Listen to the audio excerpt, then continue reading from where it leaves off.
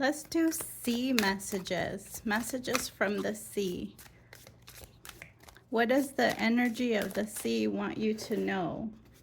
The energy of Yemaya. Yemaya is the energy or the goddess of the sea or the energy of the sea. I am getting called to tell you that the ocean, like everything else on this planet, there is a duality to everything, right? We have day and night, we have man, woman, we have earth, sky. The same with the ocean. In the ocean also has a very deep and dark level, right? And right now we recently had a lot of movements in Pisces, which represents the ocean. And also remember that these times can push us to go deep into the subconscious, the beliefs that we've been programmed to believe about ourselves, or what society tells you or what family tells you. And sometimes those beliefs and those patterns keep us stuck in these cycles of repetition. And there's going to be fear of breaking that, okay? But behind your greatest gifts, there's also fear. So look into where you're fearful of being seen, of sharing your voice or your art or whatever it is that you do.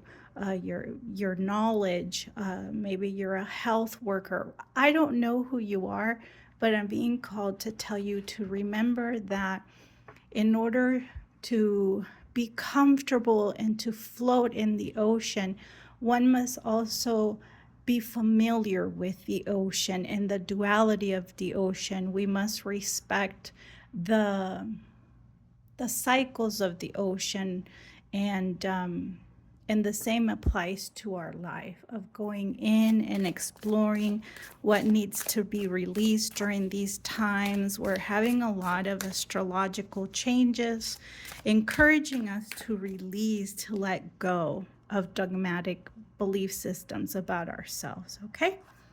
We have alive. May you delight in vitality. Beautiful. May you delight in vitality. So there's a lot of movement in this card. Mountains can sometimes symbolize obstacles or strengths. And the sea has this resilience to it, right? And it continues to hit the mountain, right? And eventually creates pathways. I am feeling like there's an energy within you that wants to be seen despite the obstacles. There's this light, and in the readings I keep hearing your calling will be calling you or will continue to call you. And I've mentioned it in several readings. I'm getting that here with the light here.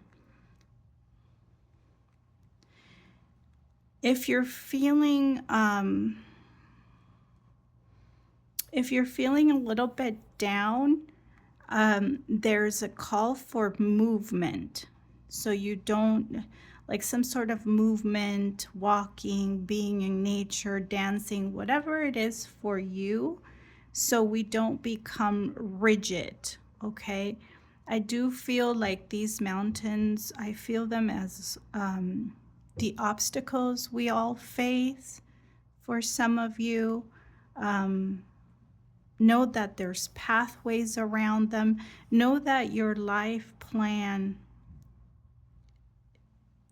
is, you also have the pathways to it. So what do I mean by that? So I'm going to share my belief. You don't have to endorse it. Always take what you need and please leave the rest. So I do believe that each and one of us comes with some sort of destiny, right? Some of us are meant to do work with others, or whatever it is, or teachers, or, you know, or counselors. And within that destiny, our free will comes about in choosing how we get there. Okay, so it's like we choose the pathway, but the destiny, or the encoding, or the way to get there is already within you. There's many ways, and you can choose how. And that's the energy I'm feeling here.